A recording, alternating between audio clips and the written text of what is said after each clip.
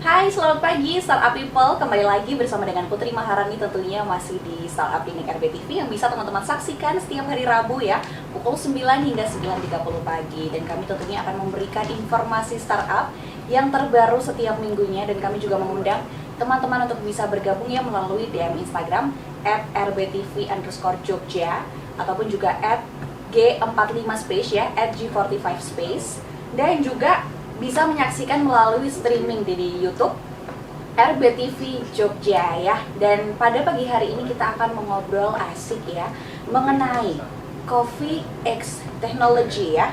Bisa nggak sih jalan bareng sebenarnya? Dan sudah hadir nih bersama dengan Putri pagi hari ini ada Mas Anas Amirullah ya, selaku Business Development Kopi Sehati. Kita akan sapa terlebih dahulu. Hai, selamat pagi Mas Anas. Apa kabar? Alhamdulillah masih sehat. Alhamdulillah masih sehat ya. Mas ngomongnya kalau kalau kecil-kecil nanti aku mendekat kecil. loh ya. Oke Mas, ini kita mau ngomongin soal Coffee X Technology nih. Ini sebenarnya kan kopi dan juga teknologi itu tuh kan sebenarnya nggak ada hubungannya gitu ya. Tapi sebelum itu kita ada tagline dulu nih. Kita akan, kalau Putri bilang startup clinic, kita bilang make it happen ya. Oke. Startup clinic, make it happen. Oke, balik lagi ya. Kopi dan juga teknologi itu nggak ada hubungannya nih sepertinya ya. Kalau mau jual kopi ya udah jual kopi aja. Sementara teknologi seperti yang kita tahu ya teknologi pada umumnya. Nah kalau ini sesuai dengan tema kita pada pagi hari ini ya, kopi dan teknologi bisa masih jalan bareng, menurut Mas gimana? Sebenarnya kayaknya sekarang apapun ya, sebenarnya semuanya itu seharusnya sudah berintegrasi dengan teknologi. Kayak ya mungkin salah satunya ya kopi. Kayak kalau kita mungkin melihat sekarang nih fenomena coffee shop rame 2015-an mungkin ya. Kopi dari 2015-an ya udah rame ya. Yang dari emang yang buka coffee shop sampai akhirnya itu beralih menjadi co-working space, sampai mungkin ada yang susu kopi yang kebanyakan susunya dibanding kopinya. Oke. Nah, kenapa nggak bisa sih teknologi dan kopi? Kayak buktinya aja tuh ada startup yang udah jadi unicorn. Oke. Yang awalnya itu dia cuma mengantar aja gitu. Nah, kenapa nggak langsung aja sih ada coffee shop yang ya ada aplikasinya? Oh, oke. Tapi sebelum kita membahas coffee shop yang ada aplikasinya, mungkin boleh diceritain juga nggak sih sebenarnya kalau menurut Mas sendiri ini fenomena coffee shop saat ini itu seperti apa? Apakah sudah banyak juga yang menggunakan teknologi atau hanya beberapa aja gitu yang menggunakan teknologi?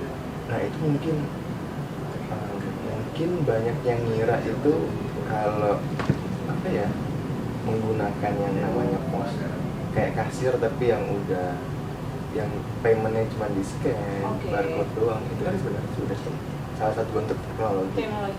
Tapi mungkin nanggung nggak sih Mbak sebenarnya itu?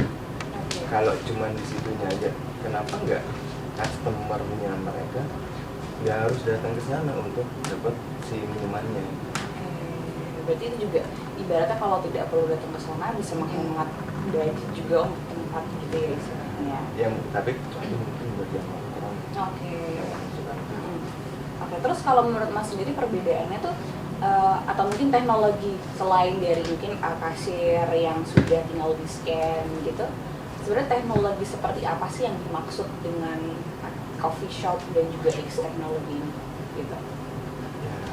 Paling gampangnya mungkin order dari aplikasi. Tapi aplikasinya coffee shopnya sendiri yang dimana sebenarnya bisa di customize sendiri. Kayak mungkin Mbak Putri sering ngopi. Suka ngopi, sering ngopi. Sukanya yang lebih pahit, manis. Kayak Mbak Putri apa kayak gimana? Oh. Ini mikir dulu ya saya. Oke, kalau aku sih sukanya yang nggak terlalu strong sih kopinya Mas. Jadi kayak balance antara kopi susunya dan juga kopinya gitu. Nah, kadang-kadang kan customer tuh sering banget kayak ini enak kopinya, tapi susunya kok over, jadi ketutup. Nah, ya seharusnya dengan adanya aplikasi ini bisa membantu juga sih di komunikasi itu. Jadi nggak yang ribet gimana ya, kayak menjelaskan Mas maksudnya mau espressonya satu, di extra shot sekian, di extra shot di sini. Nah kalau di aplikasi kan tinggal di plus di add on di plus, jadi nggak disampaikan melalui kata-kata. dan nggak banyak ya, maksudnya untuk saat ini di Jogja sendiri nggak begitu banyak ya istilahnya coffee shop yang sudah menggunakan aplikasi gitu ya, karena biasanya kan pihak ketiga seperti kita misalnya ojek online atau yang lainnya gitu ya. Iya sih, makanya itu sayang nggak sih Mbak? Nanggung gitu ya.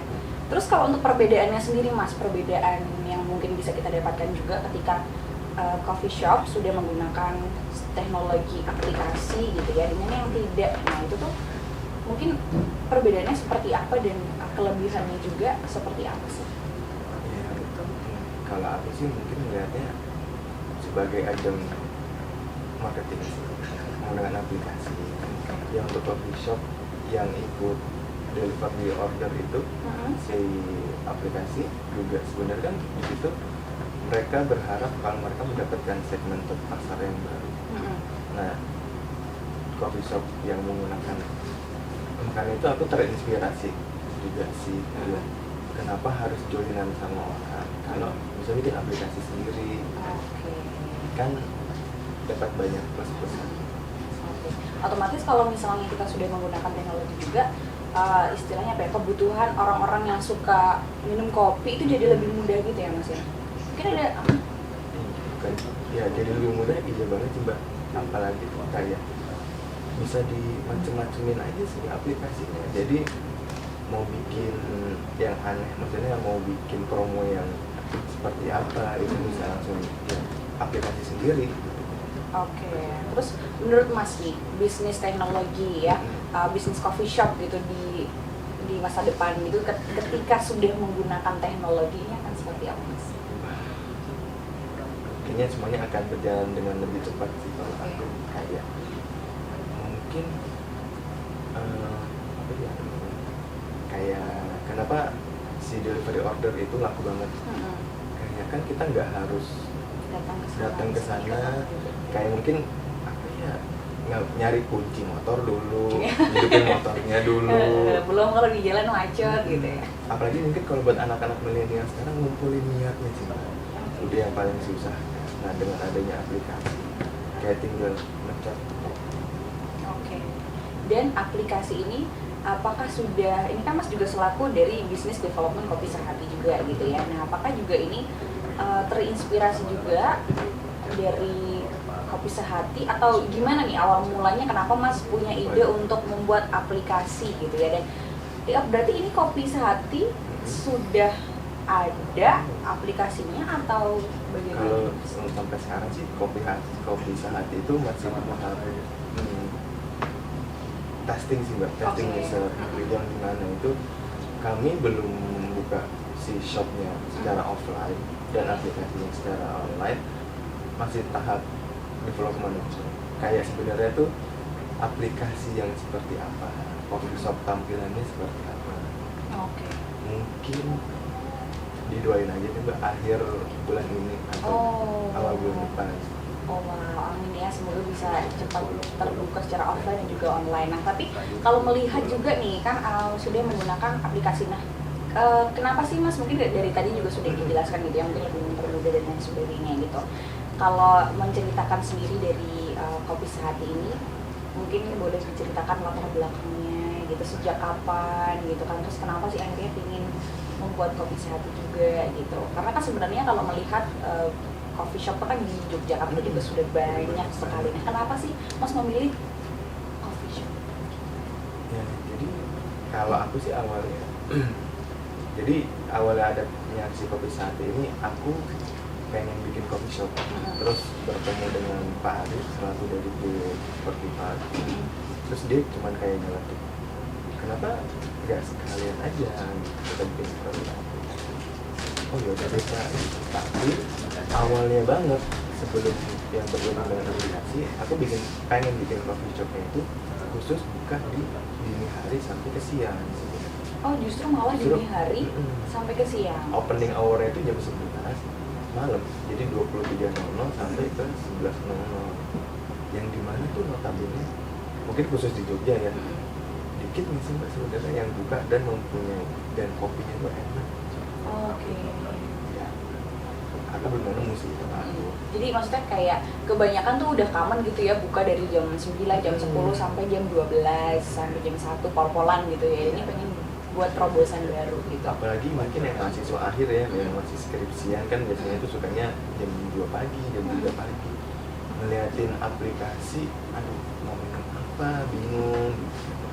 Terus surveinya yang Mas lakukan ini berapa lama? Maksudnya ketika Mas bisa bilang kalau oke nih anak-anak mahasiswa gitu kan, banyak nih ternyata masih di jam tidur pun juga masih banyak yang order kopi kayak gitu.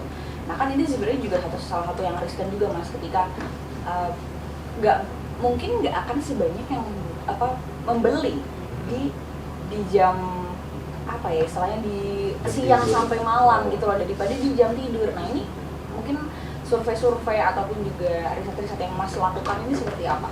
Sebenarnya selain di jam tidur kan yang aku ngincernya juga di paginya Mbak. Di jam 7 kayak mungkin udah aku tadi mau berangkat ke sini mau ngopi kan bingung coffee shop yang udah buka dari 7 kira-kira di mana ya. Aku sebenarnya yang lebih aku ngelihat adanya pain itu di situ, kayak kebanyakan kayak mungkin atau paling gampang misalnya kita ngambil dokter deh yang dia tuh kerjanya full ya, nah bisa dibilang full 24 jam dalam 7 hari, mau nyari kopi yang pasti bukan yang rasanya enak dan mungkin apa ya, tidak menggunakan biji robusta yang notabene itu kalau robusta bikin asam lambung naik. Kita makanya full arabica. Itu kira-kira ada nggak ya yang aduh pagi nih dapat shift pagi, dapat shift malam, dapat shift sore, kemudian lebih ke sini. Berarti ini juga based on experience-nya dari Mas Ana sendiri juga gitu ya. Terus kemudian kalau misalnya nih sudah apa ya istilahnya, sudah membuka aplikasinya gitu, ini kan juga sedang dalam tahap apa ya istilahnya development gitu ya, pengembangan gitu kan. Nah ini mungkin sebelum nanti kita juga akan ada juga ya sesuatu yang spesial untuk startup people gitu. Boleh nggak sih gambaran sedikit mungkin ketika membuat aplikasi itu kan tidak mudah. Apalagi Mas sudah misalnya tadi add espresso nih misalnya, add sugar, add apa segala macam. Nah itu gimana sih Mas ketika memulai mengembangkan aplikasi ini gitu? Kalau itu alhamdulillah sih dibantu dari G45. Jadi aku tidak begitu ribet dengan yang si angka-angka dan coding-coding. Tapi aku justru lebih ribet sebenarnya desain aplikasi itu sedikit tricky sih. Gimana tuh Mas trikinya? Apa yang ingin ditampilkan itu sebenarnya, terus pernah kejadian itu misalnya mencet menu espresso, tapi malah larinya tuh bisa ke yang lain lagi. Contohnya maksudnya lain-lain ini tuh? Lain-lainnya maksudnya, jadi nanti ya bocorin dong menu aplikasi Kopi Sehati adanya apa? Nanti aja Kak. Ya. Tapi misalnya gini deh, jadi misalnya di Kopi Sehati itu di menunya ada icon si menu, si beverage, kemudian ada si snack. Kemarin tuh sempat kejadian misalnya yang ngeklik di menu di espresso itu bisa larinya ke snack. Gitu. Atau misalnya ke double, udah nyoba order si americano ice misalnya. Jadi yang nongol di keranjangnya itu nggak cuma americano ice, ternyata ke double sama si tahu tuna. Di Kopi Sehati nanti ada tahu tuna. Ada tahu tuna juga. Wow. Berarti kalau misalnya mau ngomongin soal Kopi Sehati sendiri juga nih ya, buat startup people yang ada di rumah gitu kan penasaran juga, nggak cuma menghadirkan kopi aja, karena kan judulnya kan Kopi Sehati gitu ya. Tapi kalau untuk orang-orang mungkin yang ada yang aduh tuh nggak bisa ngopi nih, takut gitu kan, takut nggak bisa tidur, atau ada nggak sih pilihan-pilihan mungkin selain kopi gitu? Sebenarnya karena balik lagi aku tadi ngincernya morning person, kayak kegiatan pagi hari itu kira-kira kita enak minumnya apa sih? Tapi kebanyakan aku lebih bercermin sama diriku sendiri sih Mbak, kayak ngeteh seru kali ya pagi-pagi. Nah jadi selain dari menu kopi kita juga ada, kalau mungkin teh sudah biasa, ada nggak sih pernah nggak sih Mbak Putri minum soda tapi nggak yang bikin terlalu nyeger? Kadang-kadang kalau kita minum soda-soda kalian tuh kayaknya nyeger banget kan rasanya.